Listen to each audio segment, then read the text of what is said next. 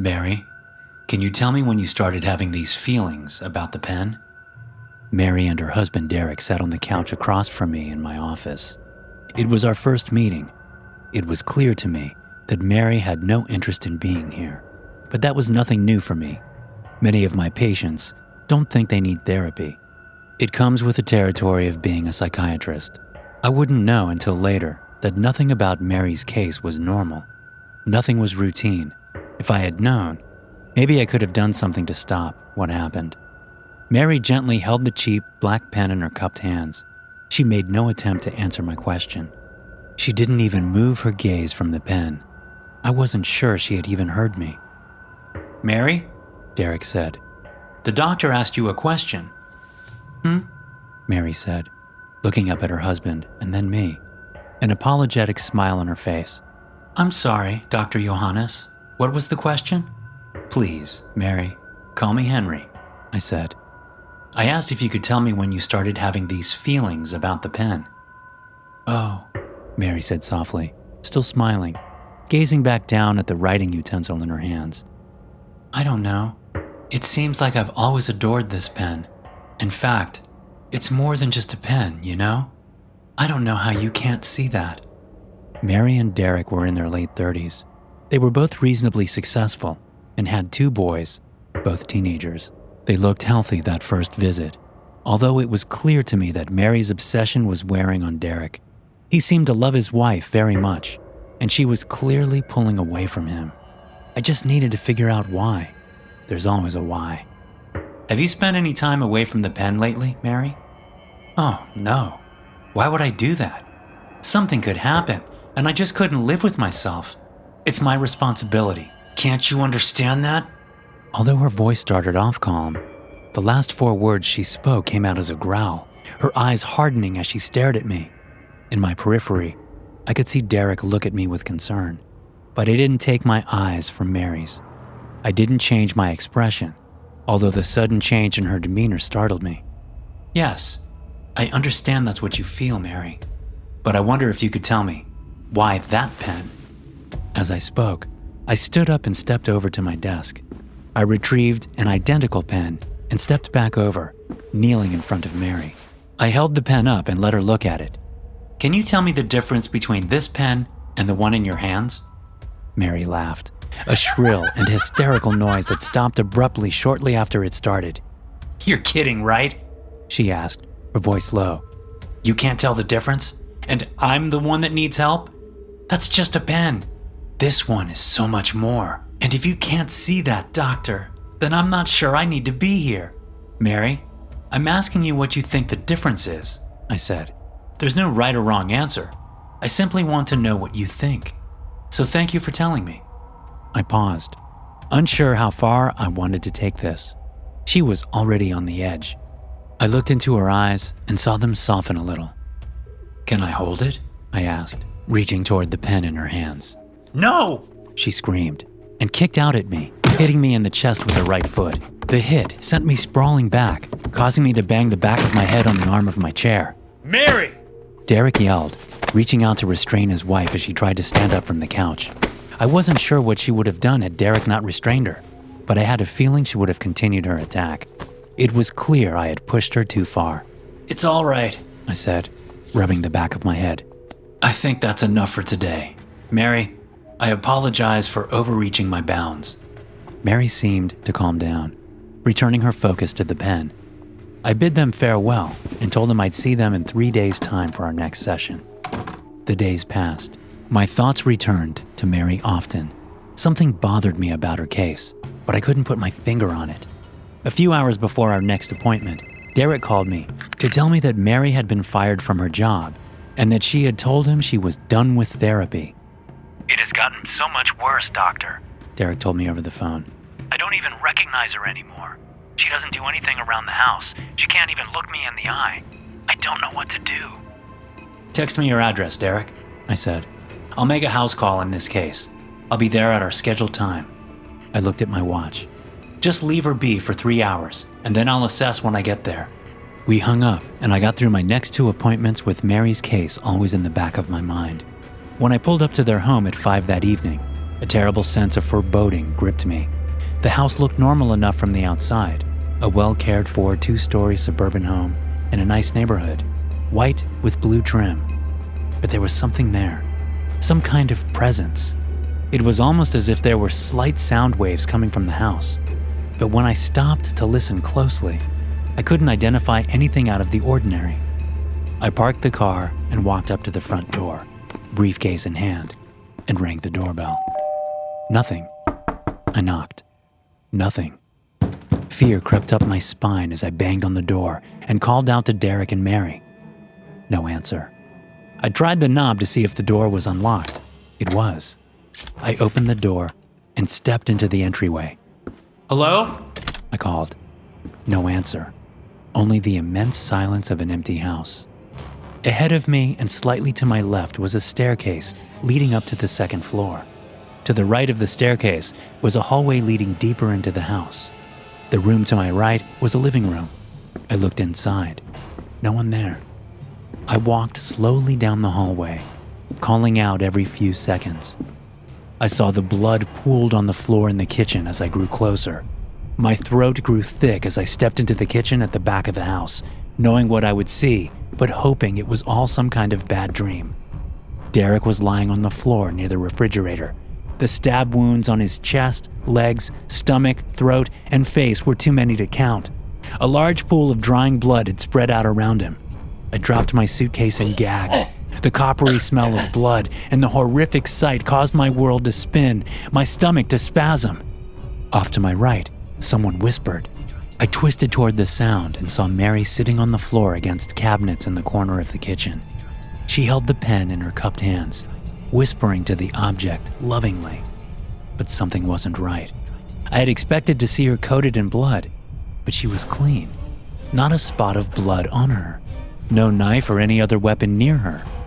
I stepped closer to her, trying to hear what she was saying. I didn't dare speak for fear of breaking her from her trance. I didn't know what she was capable of. 2 hesitant steps closer, and I could make out what she was saying. They tried to take it. They won't take it. They tried to take it. They won't take it. She repeated the 2 sentences again and again, gazing down at her beloved pen. They? I thought. Oh God, no. The kids. I turned and ran out of the kitchen, searching through the dining room and home office on the first floor before running up the stairs to check the bedrooms. The house was silent, but I prayed that their 2 kids were alive. Maybe they were out with friends or at an after-school program. The first bedroom I entered was empty. Relief flowed over me for a moment. It was clearly a teenage boy's bedroom. It was messy, with posters on the walls, a cluttered desk, and a television with a video game system. No blood, no bodies. I entered the second upstairs bedroom and stopped cold. Just inside the doorway, face down on the floor, was another body. Stab wounds littered every visible surface on the boy's back, buttocks, and legs. The beige carpet around him was nearly black with blood. And sitting in a chair in the corner of the room was another boy, maybe 15 or 16. A bloody knife sat on the floor between his feet. His arms were covered in drying blood, with spots on his face and clothes. He held a small object in his cupped hands. It was a rabbit's foot keychain. It had been white, but now was marred with blood. The boy was whispering to the keychain, saying, "I couldn't let them take you. I couldn't. I won't ever let them take you." Then he stopped and looked up at me. "You won't take it," he said. His blank eyes and the tone of his voice left no doubt as to what he would do if I did try to take the item. I stepped slowly back out of the room, the bile building in my throat. I vomited on the hallway carpet. I made my way back downstairs in a daze, noticing for the first time the little drops of blood on the stairs. My mind reeled with questions. None of this made any sense. All my training as a psychiatrist told me that things like this didn't happen, not this quickly, and not spreading from parent to child like a disease. Derek had never mentioned anything about either of his sons experiencing problems. I stepped out the front door and called 911, then sat in my car with the doors locked and windows up, unsure what else to do. The police arrived and questioned me before going into the house. It took 3 officers to subdue the boy because they ignored my advice to let him hold on to the keychain. I could hear the screaming and fighting from where I stood outside the home. He continued to struggle and fight as they brought him out of the house and put him in the back of a squad car. More police showed up, along with 2 ambulances. There were people in uniform everywhere. They brought Mary out, letting her hold on to the pen. They tried to question her, but she simply ignored them, focusing instead on her beloved pen while the paramedics checked her for injuries. "Are you Dr. Johannes?" a man said from my elbow. I turned toward him, startled. He wore a dark suit and had plain features. "Yes. Are you a homicide detective?" "No, sir. My name is Fitzgerald. I work for the SCP Foundation," he said, bringing a badge wallet out of his jacket pocket and showing me his ID. "SCP Foundation?" I asked, looking at the strange badge. "What is that?" "Tell me about the objects," he said, ignoring my question while putting his wallet away. "A pen and a rabbit's foot keychain. That's what you told the officers, correct?" "Yes," I said. "Both the mother and her son are showing signs of obsessive-compulsive disorder. But it's as if they just suddenly started experiencing these issues. Rapid onset of this severity is unheard of. Can't explain it." "I can," Fitzgerald said. "Well, perhaps not to your satisfaction, or even mine for that matter. Let's just say that I've seen things like this before, numerous times." "What are you talking about?"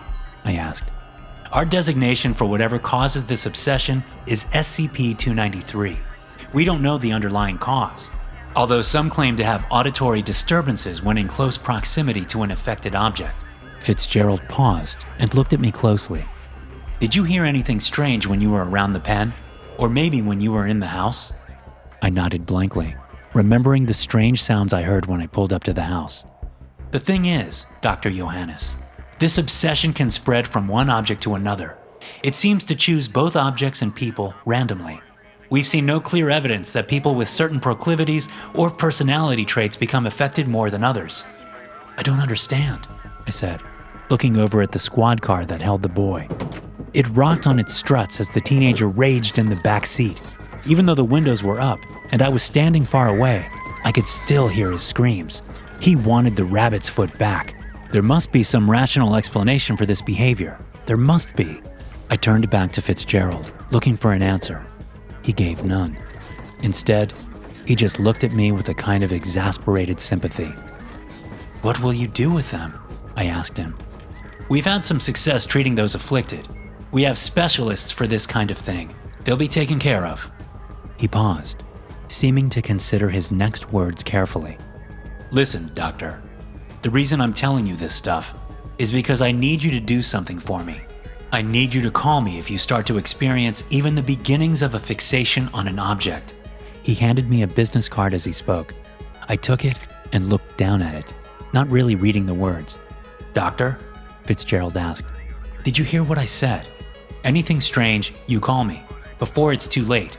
You've been near 2 of these objects. We believe that increases your chances, but we have no way of testing that theory, so please, let me know. Anything strange at all, call me." Gunfire erupted from inside the house, causing both of us to flinch as we snapped our attention toward the noise. I lost count of the shots. It sounded like 3 or 4 guns were firing at once. The medical and police personnel outside the house ran for cover behind their vehicles, shouting questions at each other. The only people in the house were police and EMTs. Fitzgerald pulled me over behind his car. We both crouched there, watching the house. The shots died off after 10 or 15 seconds. Several seconds passed before a uniformed officer stumbled out the front door, gun held in one hand and an evidence bag in the other. He'd been shot once in the leg, and he left a trail of blood behind him as he hobbled toward a squad car, waving his gun wildly and shouting incoherently. The other police on the scene, those that had been outside, were yelling his name, telling him to stop, pleading with him. He didn't listen.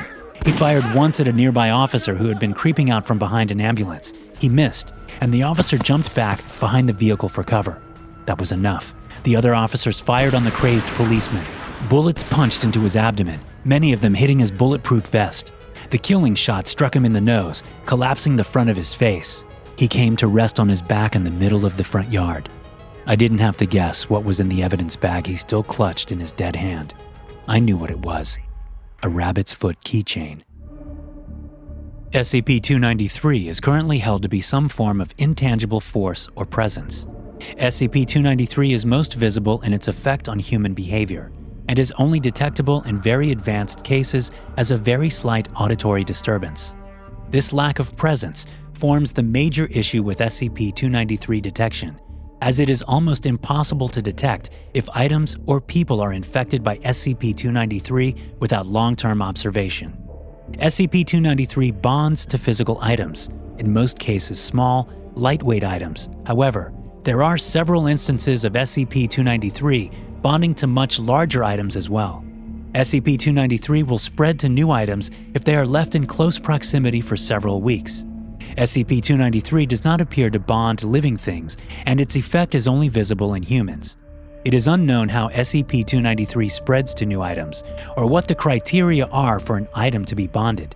However, there appears to be a higher probability of bonding for items that can be easily carried and/or transported in a human hand. Attempting to remove the item from the subject will cause the subject to enter a violent, fearful, depressed, hysterical, or one of many other mental states. These episodes are nearly impossible to end, except by the return of the item, or several months of separation. Subjects will become more and more erratic and hysterical the longer they are separated, and will violently attack others to reacquire the item. Subjects will often commit suicide after several days of separation from or loss of the SCP-293 item. Hey guys, thanks for listening. Be sure to subscribe to the podcast for more SCP stories like this one. You can also check out some more episodes from the SCP Experience podcast here. I'll see you in the next one.